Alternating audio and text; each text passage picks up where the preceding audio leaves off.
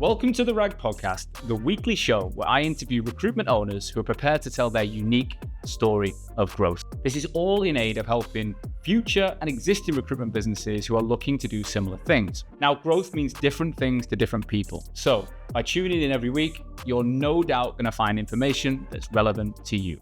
Hello and welcome back to another episode of the RAG Podcast. On this week's show, I was delighted to be joined by Laura Clark, the CEO of OA Group. Originally Osborne Appointments, the business was actually started in 1995 by Laura's mother.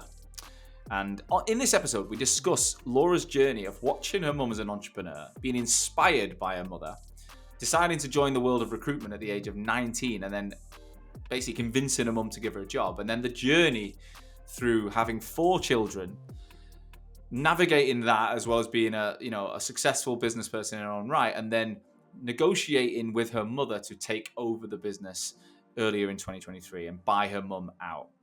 Everything about the journey up to that, how they negotiated it, how she felt, and then what's happened since. Now, this is a really unique episode. I've never recorded an episode with a female or anyone who's been working for their parents and then bought the business off their parents. It's a new theme for this show. But I'm sure there's lots that any founder can empathize with, because it touches on the relationships we build when we work with people for 10 or 15 years can feel like family, even if they are just a friend or a business partner or whatever. Laura is an incredible leader. She's got an amazing brand online. She's doing some amazing things, and I think you can learn so much from her. So without further ado, Laura, welcome to the RAG Podcast. Thank you. Thank you for having me, Sean. Pleasure. Looking forward to this one. We spoke, it was about a month ago about this and got it booked in. Yeah. And I feel like since then, I didn't really know you. We were introduced by someone. And I don't know if you knew me, but since then, I've seen more of you. I kind of see you more vocal on LinkedIn, and I've built like quite a big picture of the type of person you are pre-show. So I'm excited to find out more. I'm interested to know what that picture is. Well, I'd say confident, direct. I'll go through it, but you've put some really cool stuff on LinkedIn, which I really resonated with, right? So I agreed with it. Before we get into any of this, the stories, etc., just give us the bird's eye view of OA Group, and that's people, what you actually recruit, locations, that kind of stuff, so people can get a picture of the business, and then we're going to go back and tell the story. Yeah. So OA Group formed of 2 separate sides of the business. So we have OA Solutions that deal with high volume clients that need a bespoke solution, normally on-site RPO, temp and perm, predominantly within warehouse and industrial temporary staff, alongside interim contract professional placements. And we have a couple of perm RPOs as well, where we encompass all of their perm recruitment. And then OA Recruitment is a brand that is more for SME businesses that need a personal touch, but without the big solution drive. So tends to be clients that use between 5 and 30 temps throughout the year and recruit up to about 12 times on perm. Right. Okay. So that's the kind of the overview of what we Yep. actually operate in. I've been in the business since 2008. Started off with 6 people. We're now around 50 people within the company. And it always surprises me, because actually we just have some awesome people in our business, from junior consultants that have started with absolutely no experience that have worked their way up. And yesterday we celebrated 2 people that have been in the business 5 years. Wow. Right the way through to recruiting like recruitment gurus that have been in the business 20 plus years. So just a really diverse bunch of people that are serious about recruitment. And based, where are the offices again? All around the UK. So we've got our head office is Welwyn Garden in Hertfordshire, where I am today. Mm-hmm. And then we've got an office in Milton Keynes in Bedford.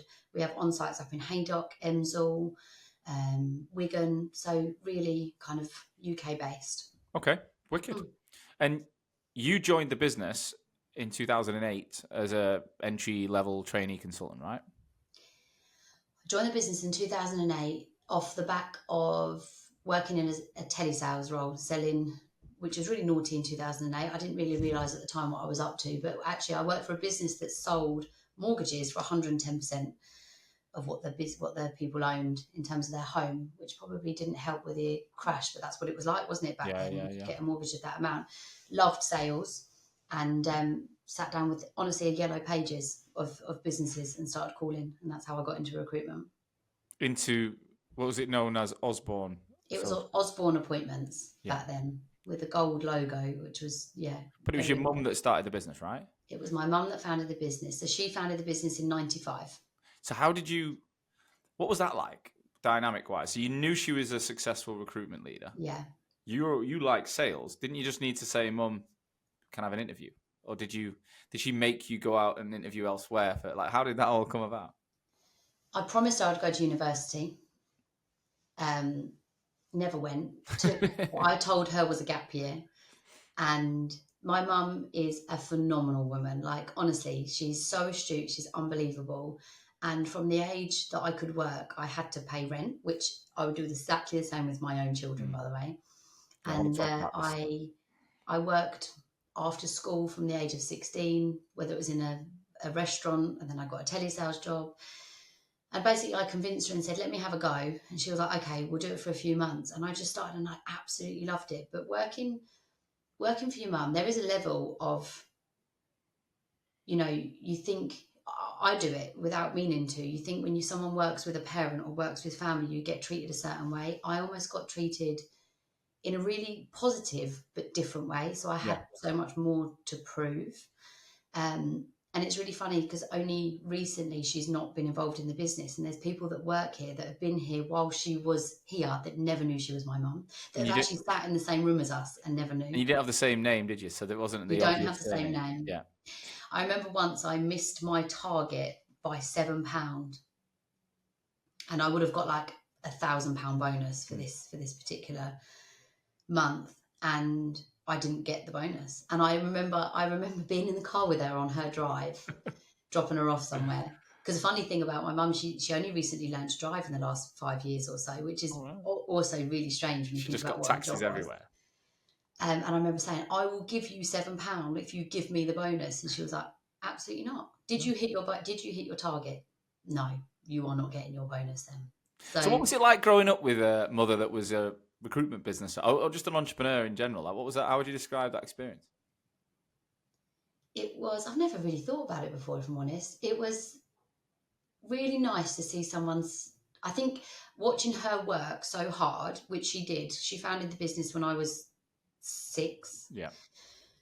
And growing up with a working single mum when she first started the business was just really interesting. Like, I learned so much. I think it made me really independent because she wasn't like some of my parents, but some of my friends' parents that were there all the time to do everything for you. But equally, she was always very present and always really active. I used to love going into the office. When I was younger, she had like big fat computers, with like a fax machine next to it and a massive printer. And I would just thoroughly enjoy writing. I think she even had a fax machine when I first started going into the office. Not a fax machine, typewriter. Pardon? Typewriter. Yeah. Yeah. She just taught me lots about being independent and standing on your own 2 feet and working hard and work ethic and all of those things. So, yeah. And it is, they say like your kids will pick up on what you do as much as what you say, right? And you physically saw her working and you saw her office in the environment that she created. And do you think I saw the ups and downs as well? Yeah. I saw the times that were hard for her and I saw the times that she had good times. And it's now funny because kind of going into where I'm at now, we have bad and good times like any business, right? And so you recognise some of those behaviours.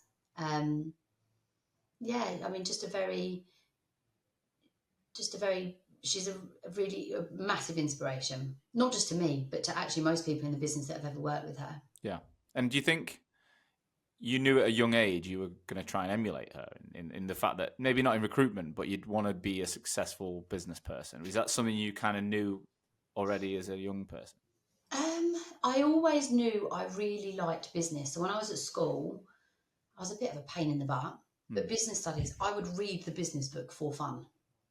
Like, I would enjoy all of the business theories and I really sad, but used to get home from school and I used to get the Argos catalogue and type in the product numbers, the price, and the page into an Excel spreadsheet for fun. Like, how sad is that? Why though? What were you going to do with it? I don't know. I just found it. I found it like I almost felt like if one day this book had burnt, maybe they'll come to me for the codes. I'm not sure, but I had Yeah, like some them. kind of database developer, Yeah, not a recruiter. yeah. And I do crazy stuff. You know, like I lived in this little village, and I remember my friend from school and I went into the shop and convinced them to let us sell stock they couldn't sell on eBay if we took a cut. So like we just used to do, I used to do things that I could try and make some money from. Do you know what? I don't think I had that early on. I didn't have any inspiration. No, because I didn't have anyone around me. It was actually my stepmom. When my dad got with my stepmom when I was about 14, 15, and she ran her own business and she was running a cleaning company and she drove this little convertible MG. I don't think it was actually the greatest car, but it looked pretty cool when you were young. And then I saw the way like her house was full of leaflets, and I used to go leafleting at the weekend, putting them through doors for her. And then my first job was licking stamps and writing addresses for her on a Friday when I was on my study leave in year 11. Mm-hmm. And I think she was the first first person I saw, because I kind of just thought, I don't know, I kind of thought rich people were born rich. I didn't know anyone else at all that did anything that was worthwhile, like created wealth. And so I think if I'd have maybe seen something earlier, I would have had an earlier impression of what I could have done. Yeah. But even then, I still think I did, like you said, I did a few things. Like I ran an event when I was at college that made about 500 quid by just getting people to a party and finding a DJ in a venue. It was dead easy. And I thought, I didn't do it again. Don't know why, but I figured out little things. You kind of had that in you. Yeah, I had a little bit in me, but not maybe quite like yourself. And I wish I'd done business at school. I just thought, oh, why would I do that? Whereas now I'm like, I'd have loved it. I genuinely, I know I would have loved it. So let's go back to the start of the job then. Did you interview like everybody else? Because she made you pick up the phone to other companies. So did you come in and sit down with other people and make sure it's the right fit? No, I don't think I did. I think it was me persuading her. Right. I think she was quite against it at the beginning. Yeah. And I remember having conversations like, "Go on, I think I'd be all right at this. Let me have a go. Let me have a go." And she was like, "No, go and get another job. Like, leave me alone." And I think that I kind of then used I'm going to go on a gap year, and I'd like a little try, see if I can do it. But the business when I first joined, there were very few people, and it was in 2008, so we were in the middle of a huge recession, and so I entered recruitment up against a lot of challenges, but being so young, I didn't realize there were challenges. I just thought that's the way that recruitment was. I had to make 100 phone calls to have one person that was recruiting, or every single candidate I spoke to. I remember like the number of people that were getting made redundant was insane. But it didn't faze me because I knew no different. I think actually starting in that time probably was really, really important part of my career. Because I think if you start when the market's really buoyant, when you come up against a hard time, it feels really, really hard. Whereas I started in such a challenging environment. Were you like coming out of school, 18, 17, Yeah, 18? I was like 19. 19. And I did temp, I did perm, I did any job. I remember the first placement that I made. I can tell you the guy's name. I still talk to him on LinkedIn every now and then. He was a policeman, and I placed him into a sales job for a digital printing company. And I remember just trying to convince this woman to see her for an interview because I'd met this guy and I thought he was pretty cool and could sell. And it was the first placement I ever made. And I thought that was really cool. Like, I've just found someone who was a policeman, a job doing something completely different because he didn't love it anymore. And I think sometimes the level of naivety when you're that age doesn't allow you to have preconceived ideas. Whereas when you get older, you might think, well, God, that person couldn't do that job because they've been doing that 10 years or they're stuck in their ways. But when you're younger, you don't have that level of life experience. It's like a sport. They see that young Wayne Rooney in football come on the pitch at 16 and just shoot from anywhere and score. You have no fear. Yeah, they do things that later on in their career they wouldn't do because they've already saw problems within the future. And even when I started Hoxo, I wasn't young, I was 30, but I'd never worked a day in marketing in my life.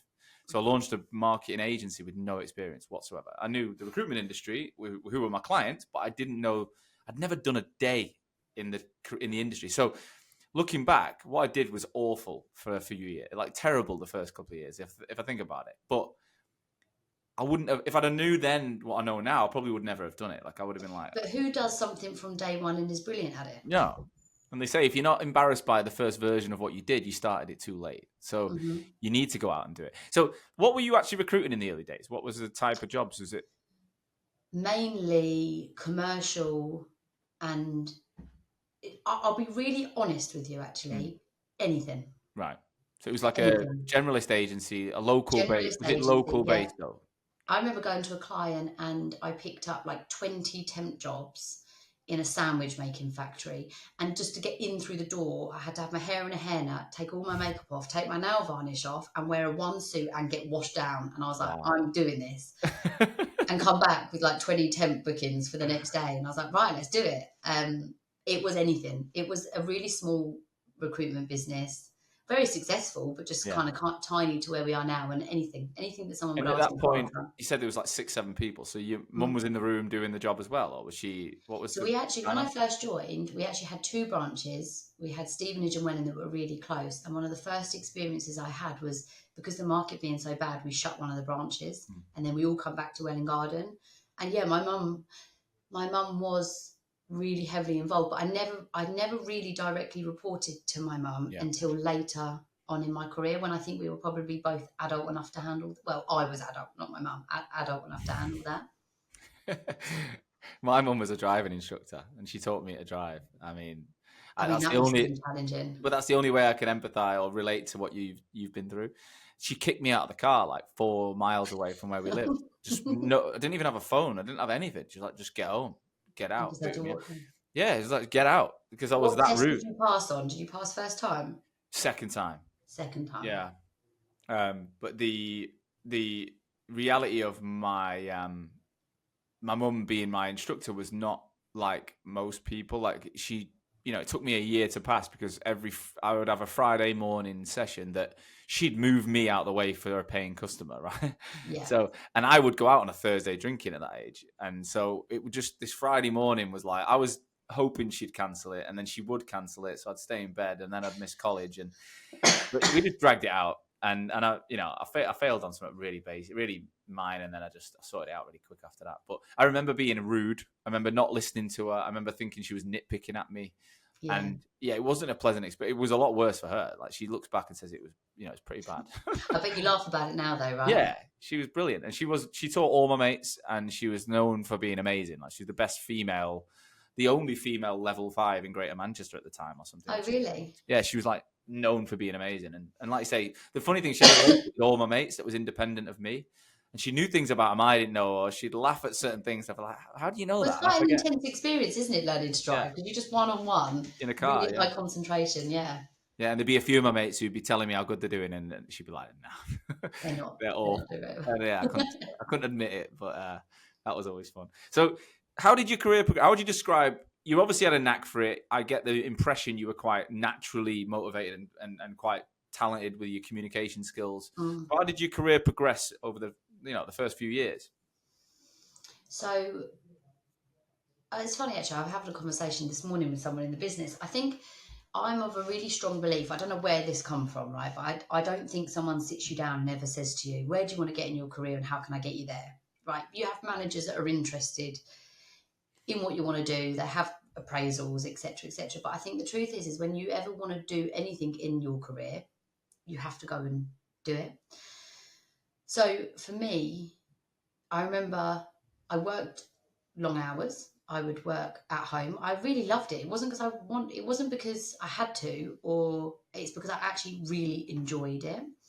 And then when I was 21, so quite young, I fell pregnant with my first child. Went back to work when I was 22. My mum's going to kill me for saying this, but I remember I was getting paid £19,000 a year, which was exactly the same cost as my nursery fee a year to go back to work. So I remember thinking, well, the only way I can earn money is by commission. And I genuinely don't know if I'd have been as motivated today if I hadn't have had William, my eldest, as young, because I think I was very much I didn't want anyone to think, well, okay, my career was over. because I'd had a child so young. I think it gave me the push to want to do better. And, there could probably be a number of key moves throughout the last however many years. Yeah. But honestly, I just would see opportunities. So, like, I don't know, if I thought that there was a certain desk that would look like it would make money, I'd say, right, do you think we should try this desk? Or if I remember, it's a really funny story, but we've got a lady that works for me called Roxanne. She's not going to mind me mentioning this. I think she's been here over 10 years now. When she first came in to register, I was in the room and she was so nosy. Like, we thought she was a spy. So we had these whiteboards with blinds that when we thought people would spy on us, we'd pull down the blinds so no one could see our client list and what we were doing. And I remember an email going around saying she's a spy. So we were all like secretly pulling down the blinds, thinking she was from a competitor. And then she left and we were all like, God, she was good. I was like, she is a nosy person. She would be brilliant in recruitment. We brought back in to interview and she's been here ever since and she's fantastic. So I think still nosy. Still was, oh my God, nosy as hell. Like, you can't get away from anything with Roxanne. Like, you Go walk on, in the room Roxanne. and she'd be like, have you had your hair done? And I'm like, Yeah. how do you know where I've been? Like, leave me alone.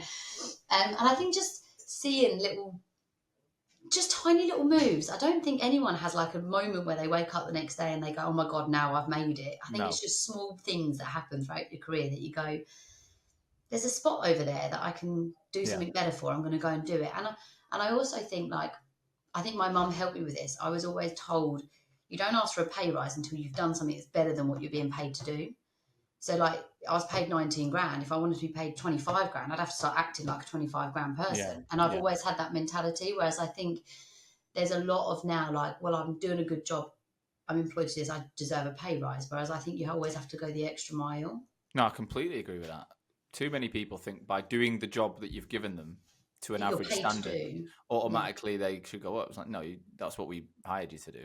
Yeah, It's not that simple. What, if you don't mind me asking, like, how was the dynamic at home when you're 22 with a newborn and you're trying to work? Was your partner around? Did they help? Yeah. Like, how did you manage that? Yeah, so John and I are still together. We've Great. got now 4 children. Amazing. And he's honestly just always been fantastic. I think he's always I've always said to him, my career is like, never comes above my children, never comes above him, but there are moments in time where it's my focus. And I know, I wish sometimes I wasn't as much like that. I know that I don't mean that to sound funny, but like, I come to work and I love everything that I do, and he's always been brilliant at supporting. And I think the children with 4 it's hard, right, to give them all attention. 4 children, you know what it's like with multiple children. But it's just about splitting your time. And it was about, for me, showing them that you can achieve what you want to achieve if you work hard. Did he work full time, or did he take more of that carer relationship? No, so he's got his own business. He's really successful in his own right. Yeah, we're really lucky. We've got so much family near us. Like, my mum, despite having her business, she's always been brilliant with helping us. And she is now, like, now she's not working as well. She's like insane. Like, just yesterday she was at my house doing my washing for me. She's like brilliant.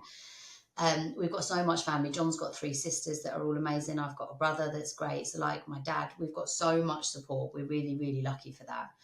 And when you're younger, having kids as well, your parents are younger, right? Everyone's younger, so the energy around you is probably greater.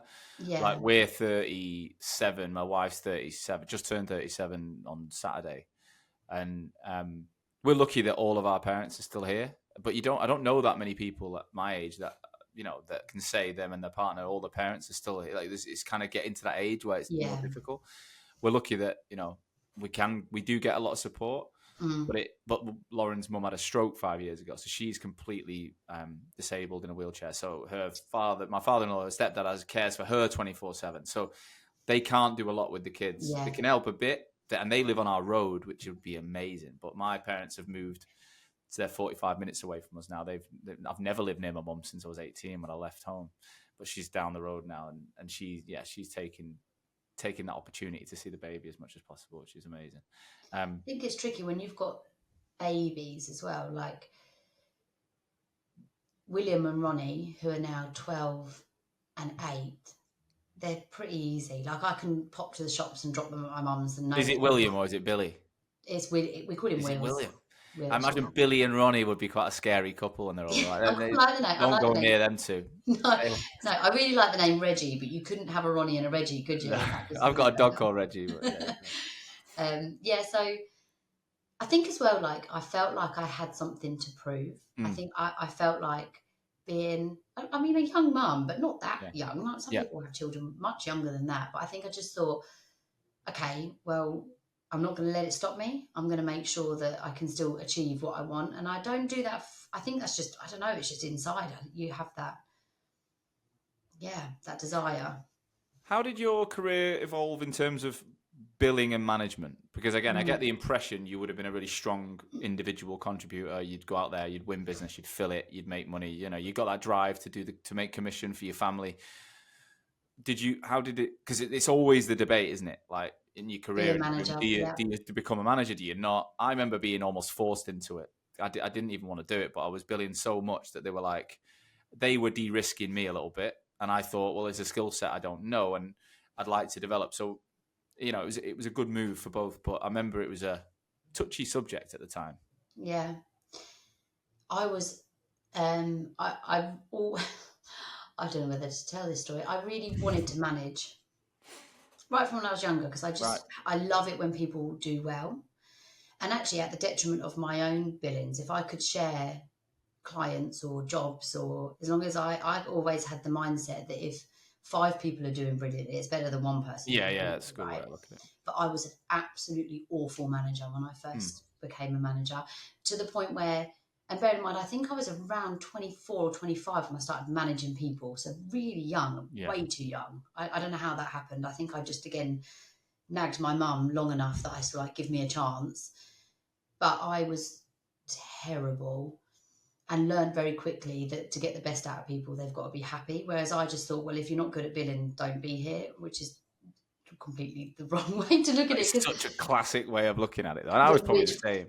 yeah, Funny, I my was like, first well, if hire. you're not billing, don't talk to me, and I'll focus on the ones that are. Whereas now, you can't be that way. But there is some horror stories of things that I used to See, do. I got it. I had an interesting. My first hire was to this day was my best hire in that business. He's still a good mate, you know, and he was really good. So I thought I was brilliant. I thought this is fucking easy, and Yeah, then I went through loads of people that I wasn't. And I had that classic, you know, you're not as good as me mentality. Like you've got to be this good, and you're not. And probably jumped in and filled. I used to like fill jobs through people, so it looked like they were doing deals. I'd be like, phone that guy, here's the job, and phone that guy and tell him you know me, and do that, and then put his CV like this. And I'd basically just yeah, but it that's looked, training. That's good. it is, but then you step back and they haven't actually thought about any of it. So you've just kind of almost operated through their hands. They've Yeah. just typed up your words, like so. I learned the hard way a little bit on that because I went away for a bit, and I remember thinking, yeah, they're nowhere near the level that I thought they were. Do you think sometimes though, in recruitment, and I see it now in our business and just across the industry, you can have an exceptional consultant that could bill and do brilliant work, be brilliant at sales, help candidates, but if they don't want it, it doesn't matter how much you want it for them. Yeah, And 100%. I think that's a common mistake. You meet a personality of a type of person where you think, oh my God, you would ace recruitment, but they don't want to put in the work. And recruitment is hard. Yeah. It's not easy. You know, you have, I mean, I've been on the phone this morning. You think you've made placements and candidates pull out on the day they're meant to start, or the clients reject, and you just want to kick your head against, a brick wall at some days. But you have to really want to do recruitment to be good at it. No, I agree. I 100% agree, and I think, but it's not necessarily something you really want to do at the beginning. No. So it's trying to keep someone on the straight and narrow long enough that they figure that out, but also not too long that you both waste your time. Yeah. So when did you start to realize that maybe you were gonna take over the business, or that you maybe like, entrepreneurial vibe, whether it was you going to do your own thing or whatever? When did that start to click and start to take some form of shape? I don't think there was a day. I always had ideas.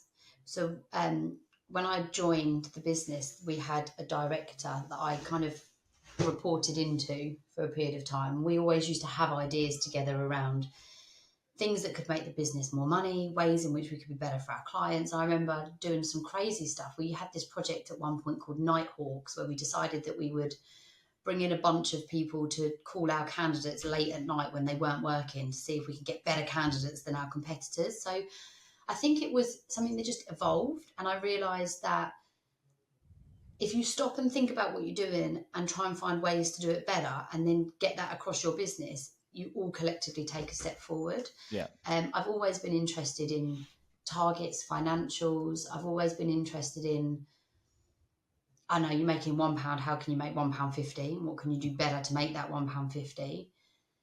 I don't think there was a specific time. It kind of just evolved. And even now, to this day, you know, I still get involved in sales. I still go to client pitches. I still pick up the phone. And because I think, especially, I mean, I don't know anyone that I've spoken to over the last 12 months that said they've had a brilliant year in recruitment, right? Yeah. We've all found the last year hard.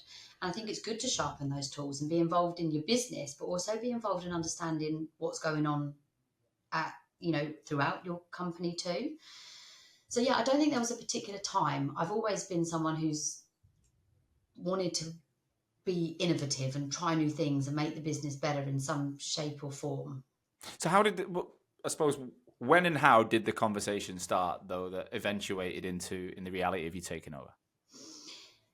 So I remember a conversation when I was actually away with my mum on holiday and we were talking through the business. And I remember saying to her, I think we could do X, X and X in the next few years. And she was like, all right, go on then. And I was like, okay, well, if that happens, can I have this, a pay rise or shares or whatever? And she was like, yep, absolutely.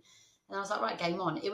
There was never actually, weirdly, up until we actually got to the point where I bought her out, there was never really a formal conversation. We knew what the business wanted to achieve. And I knew that the business could do so much. Like, we had such a good group of clients. We had such good people. We had a really good reputation. Been going since 95. Yeah. I was the one that was always like, well, not just me alone, people within the business, like, okay, what's the next step? What's the next step? And then this happens and this will happen. And there were a lot of loose conversations over many, many years. And it wasn't up until right towards the end when she decided she wanted to take a step back from the business that we kind of got into a more formal conversation. When was that? When did she say that was the case?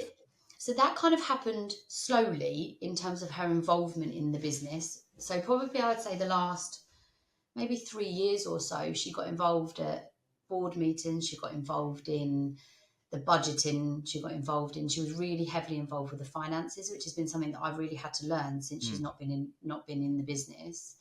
But there were like more formal conversations towards the end of last year where it was like, okay, you're now really, doing your own thing. Can I have it? Can I buy it off you and go forward in what I would like to do? And that were you running the business at that point? Yeah. So I was in the role of running the business, but she was still such a great support. Like even now, I say to her, "Can you come in and help me with, the cash things that you don't think that you need to do when you're running a business, like the cash flow?" I know that sounds really silly because obviously it's very important, but there are so many challenges when you have a business that you don't foresee, whether it's, I don't know, like corporation tax has gone up or NI's going down and the national living wage is changing and all of the finances, the P&Ls, the budgeting, the cost line. Then you think, okay, I've made X amount of profit this month, but you haven't because the money's not been paid. Yeah. And then a client goes bust. And then just all of those things, she was really good at kind of, I say shielding me from. I was the salesperson. I was like, give me the number we need to hit and I'll make sure we hit it. And then she was in the background going, okay, well, I'll make sure the money's actually coming into the bank. So we made a really good tag team. So when she left, I kind of have had a bit of a shock to the system in terms of how much time it actually took to do the job she was doing in the business, but she made it look so easy. I was like, it's easy. Don't give me a handover. Off you go. I'll got that. Really? It's much harder than I thought it was, yeah. I'm interrupting today's episode to talk about our sponsor, Atlas, the only AI-first recruitment platform on the market. Now, imagine you had a genuine assistant following you around, listening to everything you said on the phone or in meetings, and then doing all the admin for you that you don't want to do.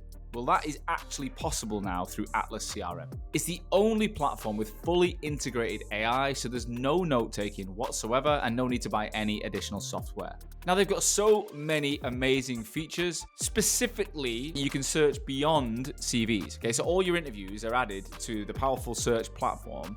And if a candidate mentions their experience on the phone or whatever, let's say they use React JS, JavaScript, this will be searchable for you if you use the keyword React. So it's not just searching CVs, it's searching every single communication touch point you've had with that person ever. Go to www.recruitwithatlas.com/therag and sign up on that page. All right, let's get back to the show. How hard was it to negotiate a deal with your mum? Because it's your mum, right? It's a bit, but she does sound like she's always separated it a little bit when she was even that £7 story, she wasn't just giving you stuff. So I imagine she's thought about it quite, it took the emotion out of it. She did, but it's still emotional. I think even if it isn't your mum, it's still emotional.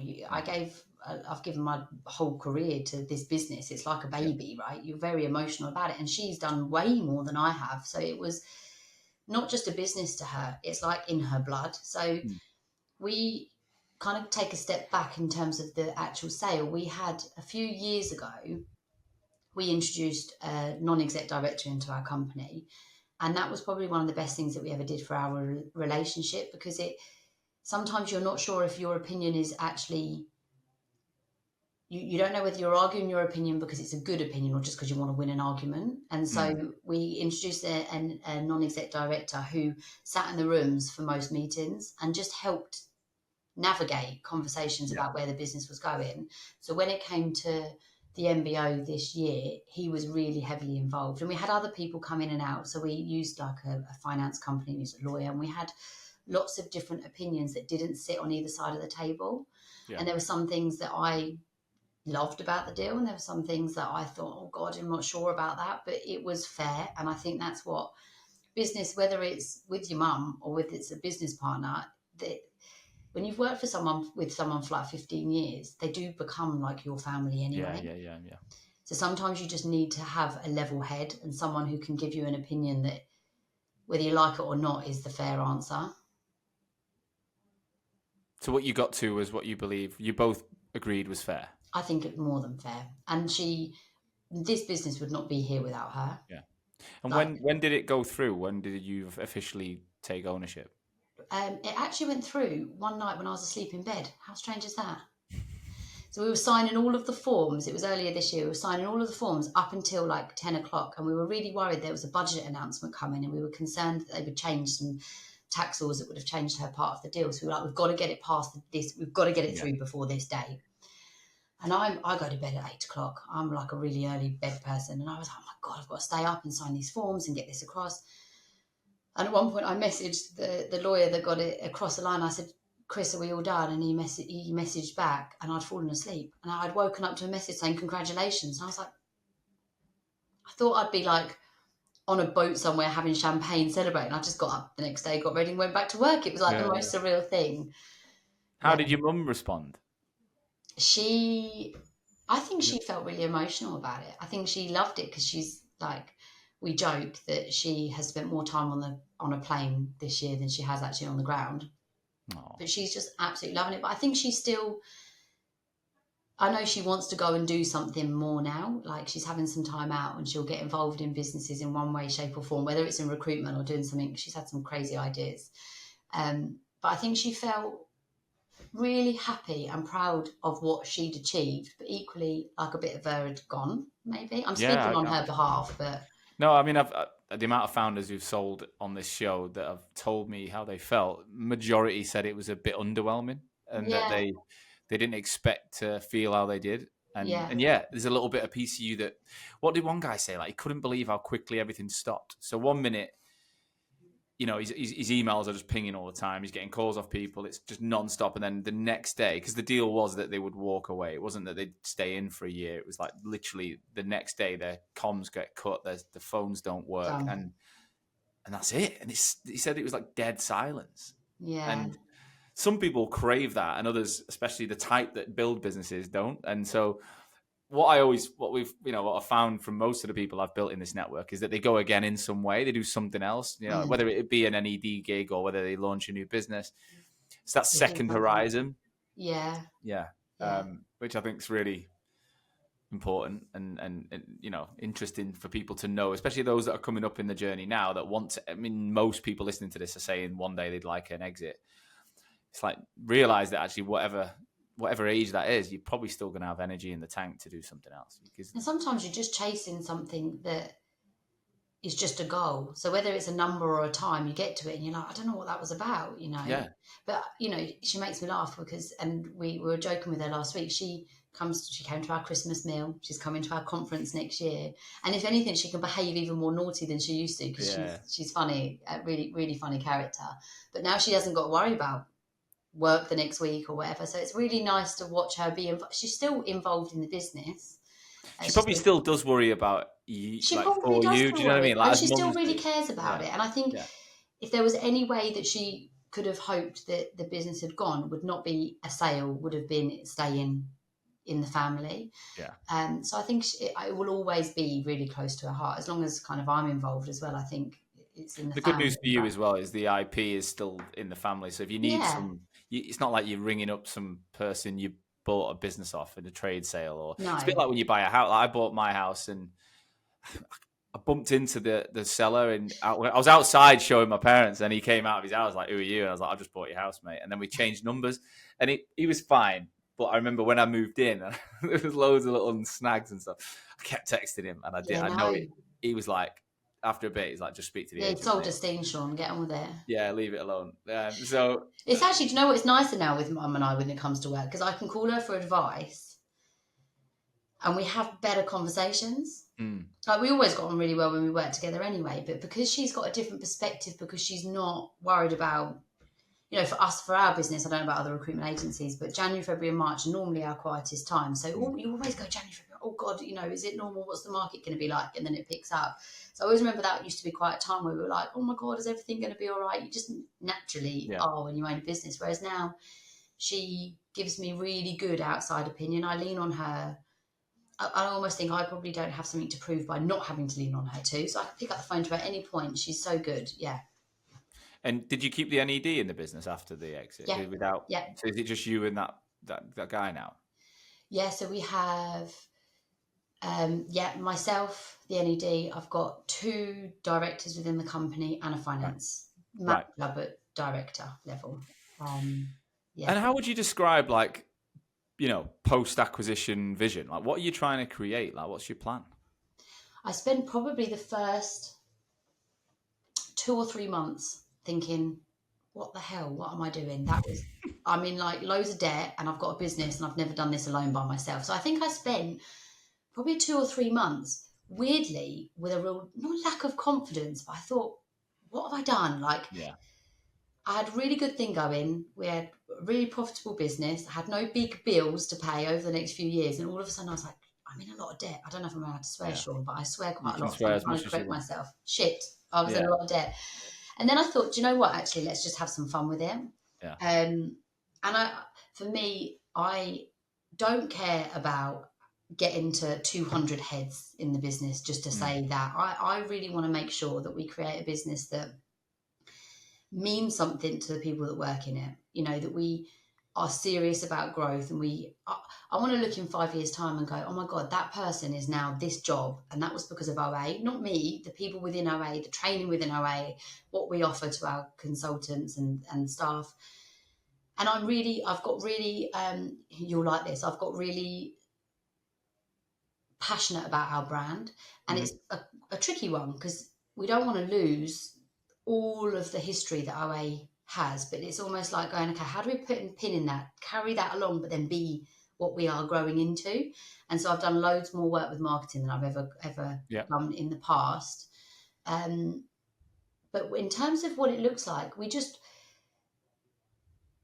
I don't want to get greedy. I like being a good business and being fair to everyone in the company. So we won't grow. I know lots of people that grow for vanity and nothing other than that, and that's not what we're about. And just having a really sustainable place to work that people come along and go, oh, hey, you're doing something really cool. Yeah. We decided last year that there was 3 things that had to be evident in our business, otherwise we wouldn't do it anymore. And it was, we had to have a happy team. Mm-hmm. We had to have happy customers. Like, we had to be delivering at a level that was, and we had to be making profit. Like, because one, without any of those missing, I just don't think it's a viable business. Like, if you're No. not, you can be doing it without making any money, and what is the point? Like, Yeah. literally, what is the point? Because you're not going anywhere with that. But equally, you can be delivering. We were delivering some services that we didn't enjoy, and some that feedback wasn't great. And we definitely had too many services we were delivering. So we trimmed it right down to we looked at it like the Gordon Ramsay goes into a restaurant, and what does he do? He always strips the menu Yeah, back. he He says does, you're better yeah. off doing 4 dishes amazing than 10 average. So we've done that, and we're seeing the fruits of that come through. That's meant we've had to trim the team down because we haven't got the need for the people that we're delivering the services that we don't want to do. Yeah. But it just feels like such an amazing business going to next year that we've built, and the people around us. And I don't know, this time of year is a funny time. Like you said, like January, February, March is often slow for most people. Mm-hmm. And you will have that fear that maybe it won't bounce next year, but you've got to look back at historical data and think we've always got through it, right? Even in the worst years, we've always got through it. So keep the people and you will. Yeah. And I'm a nightmare for change. I love change. And I think as the business has got bigger, I've had to realise that you can't walk in a room and change things as quickly as what you used to be able to without giving people like a complete freak out, especially when you're not talking to them and you just decide one day you're going to do something different. So, but what that has meant is that in our business, when we do need to change, like this year, when we realised the market was slow and we needed to make some changes and we had to explore different avenues in terms of how we can make money and all of those things, it meant that everyone that works in this company are really open-minded. You know, like there'll be nothing that we go, have you thought about this? Where they'll go, oh no, without thinking it through. Every opportunity that we try and speak about. So I'm more about the destination rather than the journey. I feel like I know where we want the business to be in 5 years, but how we get there, I'm not massively precious about. Like, I didn't anticipate on taking some of the people that have joined this business on. They've been like opportunity people that have either reached out or I've been put in contact with, and they've been pivotal in the growth of the business. So I don't know what else that is going to show or in the next 5 years, but I know that we'll always do things that make sense but equally are good for the business and that might take us in not a crazy different direction. Like, we're not going to start recruiting scientists or anything like that, but just being really open-minded to what might opportunities. How do you think you get that balance right? Because I'd say I'm exactly like you in that change excites me, doesn't scare me, especially in business. I think I'm a slightly different beast in different parts of my life, but I think I've traveled, I've just got on planes, I've just kind of got on with it, and I enjoy it. Whereas, like, you're right, you can freak employees out with you can. And we've had that feedback that there's too much change. Too much change. Sure, I'm usually the guilty party. Like, my business partner is almost like, slow down, and I'm like, well, why not? So how have you managed to get that balance right, do you think? I have like a small group of people that I talk my crazy ideas through, and I give them permission to tell me if they think it's nuts. It's like the amount of times I've had people say to me, yeah, really good idea. And I know after the idea has been executed and gone wrong, that I should have been told at the beginning that it was a bad idea, but people haven't for whatever reason. I think it's not because I'm not approachable, but people just like to say things are good and not think things through. So now I have a group of really good people that I say, right, I've got this idea, and 5 of them are told no, and 2 of them are told actually there's legs in it. And then before that, I almost have like people that I work for that tell me whether they're a good idea or not. Yeah. But equally, there's a group of people, everyone in the business will have just as many crazy ideas, and I do the same back. So I think you've just got to create an environment where you're safe to say your things before it gets throughout the whole business, and you think it through. Like, I've made some pretty big mess ups in my time, where I just thought I was right and went for it, and then afterwards gone, oh God, like, I'm now gonna have to undo that, and that causes a lot of damage. When you make those mistakes, you quite quickly realise I need to hold up on what I'm doing. Now, like a few years ago, we did unlimited holiday pay, right? And I still don't think that's a bad idea, but it just didn't work for our business. You had some people that took like 12 days holiday and we were begging them. Some people that took 45 days holiday and we were like, hang on, the rest of your team is now being impacted. And there were some people that sat in the middle, like, I don't know if I'm allowed to take holiday or how many days I'm not allowed to take. And it gave people anxiety. And actually, it kind of created a weird environment where we had no boundaries. We were the And same. We did the exact same. yeah, Free. You think and you're then I this was like, right, we're going cool. to stop it. You think this cool social chain type business. You're like, Yeah. everyone, and we did the same, and we found that majority took less than they should. Mm-hmm. Yeah. And people do need freedom within a framework. Like, Yeah. it's like when you go on holiday and you've got nothing planned. People get anxiety. They're like, "Oh, what am I going to do all day?" Yeah. Whereas if you've got a few loose plans to work around, people feel, all right, I've got a framework, Yeah. And I think employees, more than entrepreneurs. I mean, I don't care if I've got 5 days or 50 days. Like, I don't need that in my life to know if I can succeed. But yeah, totally agree with that. What about this whole like working from home and office? Everyone's different. Every business is different. How have you guys took it? So we have a mixture. So my view is, I think recruitment is a people job, and the way that I have watched myself learn and watched others learn is by listening to other people do the job and overhearing, that was a brilliant conversation, or next time did you ask that, and I don't think you can do that when you're working from home, especially when you're starting in recruitment or want to develop. It doesn't mean that I don't believe in working from home. I do a few posts on this because I get quite irate about it, but I just think that when you're employed by a business, the business is the thing that everyone works for, me included, right? So you have to operate to what the business needs to succeed. Otherwise, you might as well be out of a job. Yeah. Like, okay, I understand that people don't like to travel or they like to be at home for their children. I've got 4 children myself. I completely get it. But I think to actually improve in recruitment and do a good job, you need to be surrounded by other people doing it.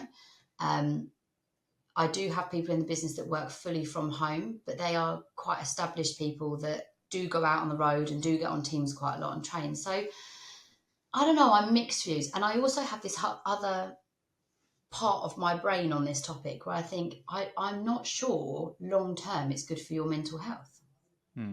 Like we are social animals. We like to interact with one another face to face. It releases endorphins in our brain. Like, it is chemically really good for us to work from home. And I think long term, people will be affected by working from home continuously over a long period of time. Well, it's that whole social media debate as well, isn't it? It's like, in some ways it's connected us more than ever. We can be FaceTiming across the planet. We can be WhatsApping. But in another way, it's separate. It's made us all a bit more lonely. Like, it's made us all a bit more silent. I mean, I work from home. I love it personally. I think my business remotely works, but we have to be very, very, very organized. We have to only hire certain types of people. And look, there'll definitely be areas that are not performing maybe where they could be because of it. But there's other areas that I think it's a trade-off, and we've gone all in on it. But I mean, if I feel like it wasn't working, I'd make the change. And I think it's a bit important to keep a view on the business and be open-minded. Your business is obviously very successful. I just also, and I don't know what your thoughts are on this, Sean, but there are many kind of moments in my career where I'll be standing next to someone and go, oh my God, I'm having a real challenge with this client. And they'll go, my uncle works there. Yeah. Let me give him a call. And then I'll get him. And you miss all of that, because I really struggle with planned conversation. If you're having a Teams, you know what your agenda is, you jump on, you're off in an hour, it's done. But those little moments in between where there's magic, like whether it's an introduction or whether it's an idea or whether it's just finding out how someone is and actually going, you don't seem yourself today. And they go, oh my God, I'm so glad you asked, this is happening. I just feel like I'm not quite sure where that goes when you work from home. Yeah. All the time. I think it is a big game of balance, though. And it's like, you've got to work out for the 30% you just named. I could probably find another 30% of moments where the commute was shit and I came in a different mood and I felt stressed and I missed things that were important. And actually being stopped 5 times on the way to another meeting ruined the afternoon for me, and I didn't get things done and I wasn't as productive. So like, if I like the balance personally of working from here, I'm on Zoom all bloody day. So I'm literally never on my own. And then I go and meet people once a month or whatever. And for me, it works. But I do not have trainee recruiters in my business. And I believe you're right. Within the business model you're running, I believe you're right. I don't disagree. But it's such a difficult, and the bigger challenge is that debate around the older, more experienced recruiters that are 30s and have kids and have actually enjoyed working from home because they know what they're doing. And how do you keep them engaged? Because you need them around the juniors. But Yeah, you do. You need them to train. To mandate them 5 days a week, you might end up losing them to the Yeah. So I don't think anyone's got the answer to that yet. I think it's just about being agile, right? Yeah. So we've just taken on a guy to join our business that I've known for 5 years, and I've wanted him to work here since day one of meeting him. I was like, come on, please. And he just told me to do one. Managed to convince him. And he lives up in Leicester, works at home by himself. You know, we've got plans for him to do different things within the business, but I'm not adverse to it. I worry about it. I think it's probably the way to put it. I just worry that you lose so much good stuff by having people just singular working. But I get it. I don't have to commute for hours. So I've never really experienced that challenge, and I've got 4 being a remote like a regional business is different, a completely different game again. Yeah. What one thing we talked about previous to the show, which I just wanted to bring up, was this gender equality conversation, right? So, you know, a big part of, I've mentioned this, I don't think there's that many females running recruitment businesses, and I haven't, you know, it's reflective on the guests I've had on the show in 5 years, right? It's probably 20%, less than 20%. But I remember when I mentioned 20% females. Yeah, I think less than 20% of all my guests have been female. Wow. Of leaders, and they're not all founders, but majority are in the most senior roles. And I remember when I mentioned it to you, and you were a bit like, I don't want to lean on that. And I thought it was a really refreshing and interesting take on it that I've not really heard anyone say. So just, can you remember what we were talking about? Now you were like, you know, what I don't want to do is lean purely on I'm a female leader. Like, and you almost wanted to get away from that for the equality, if that makes sense. I just look at things from two sides, right? So whilst I'm very proud to be a female leader, I also don't think that I don't want to categorize myself any different from a male, and I don't think men do it to women. So I wonder sometimes, I had a question recently on a training workshop that I did for another business where they asked me what my thoughts were on being a female leader. And it was a female that asked me, and I was quite opinionated in the sense that I think sometimes we limit ourselves by categorizing ourselves as female, as if we don't deserve the space because we're a female. But I don't believe it's necessarily men that do it to us as women. I think it's our own limitations. And I read this stat, and I'm going to be making this up completely, Sean, but it was something like 80% of men will apply for a job that they can't do, but they'll believe they can. Whereas 10% of women will only apply when they actually know that they can do it. And I think that as a gender, I hear it so many when I talk to females, that we limit ourselves based on our own beliefs. And I just don't like that. I think that women are just as able to do it as men.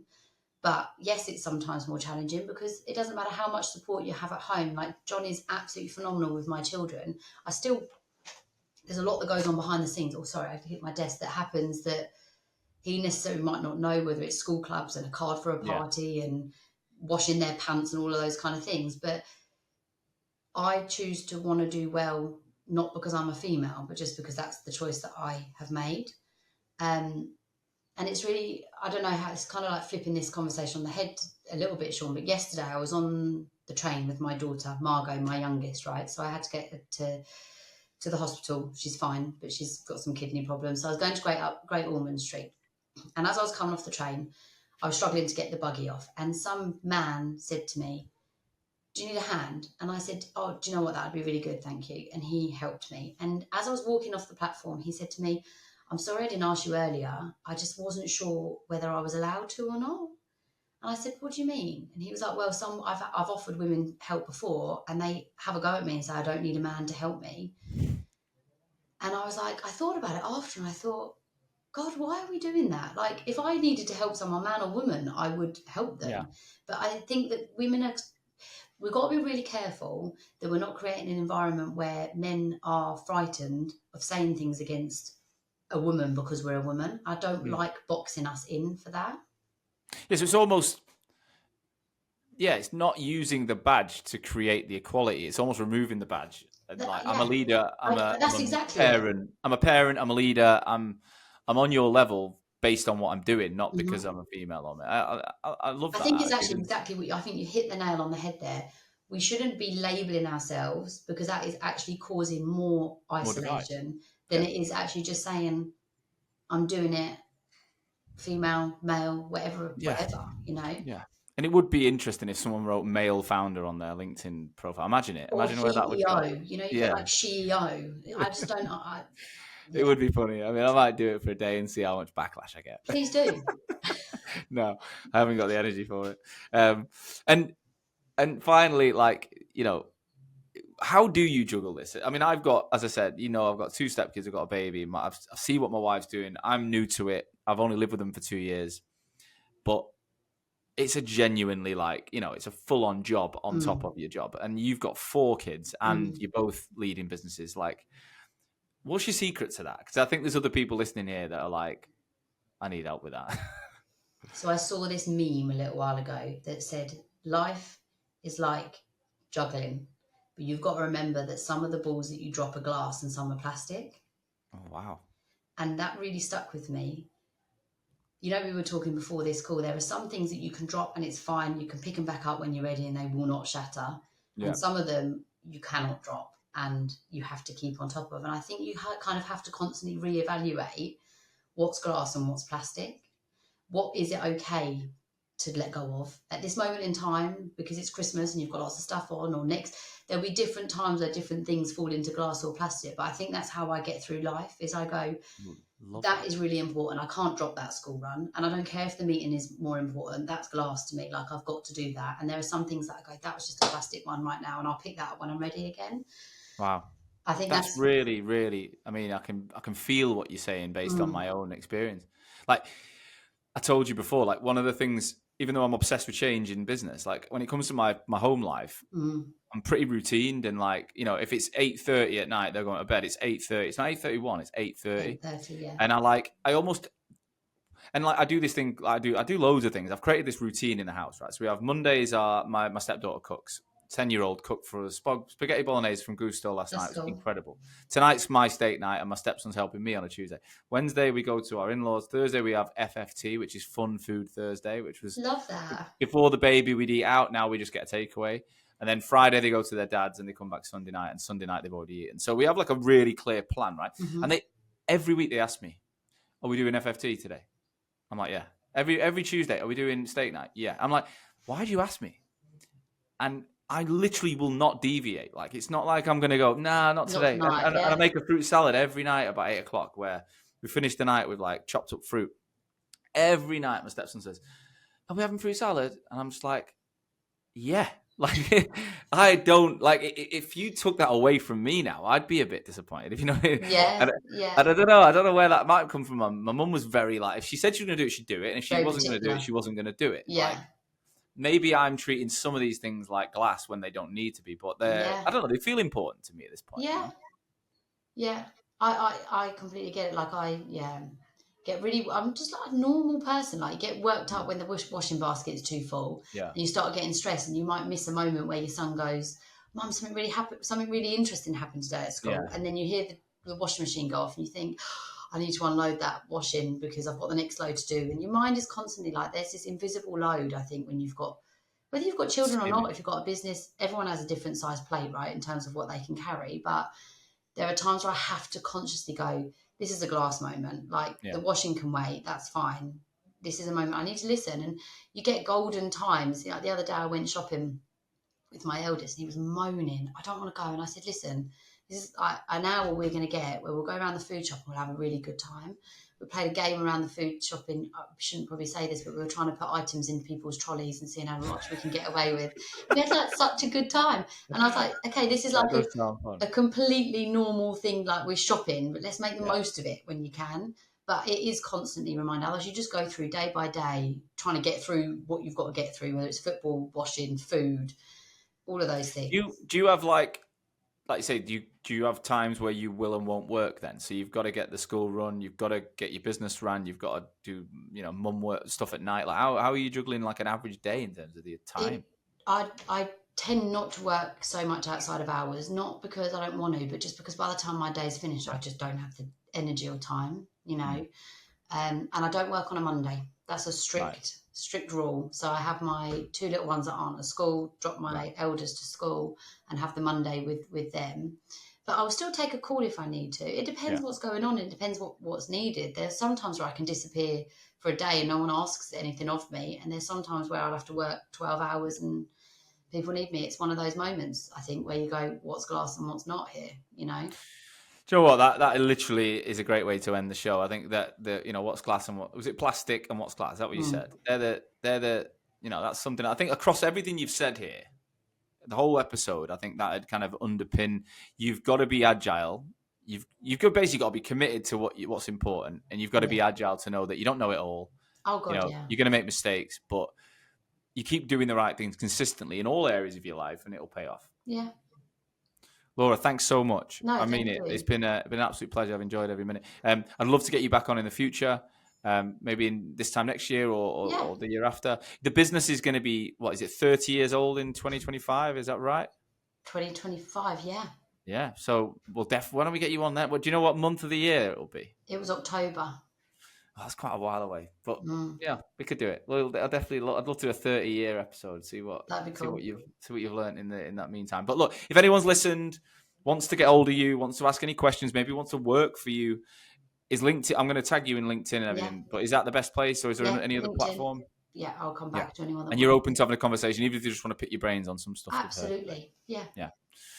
All right. Thanks so much, and let's good luck between now and 2025. Thank you. Thank you so much for having me. I really appreciate it, Sean. Pleasure. Thank you as always for listening to today's show. I truly hope that you got value from it. Honestly, it's the only reason I take time every week to ensure that my audience, you guys, future and existing recruitment owners, you're learning from each other to make this industry that I love so much stronger. And today's episode is brought to you by my business, Hoxo. I'm the CEO and founder, and we're on a mission to help brand recruitment agencies and their people better. I want to help people have the tools to stand out in the most competitive markets in the world. So I'll see you again next week with another episode. Catch you soon.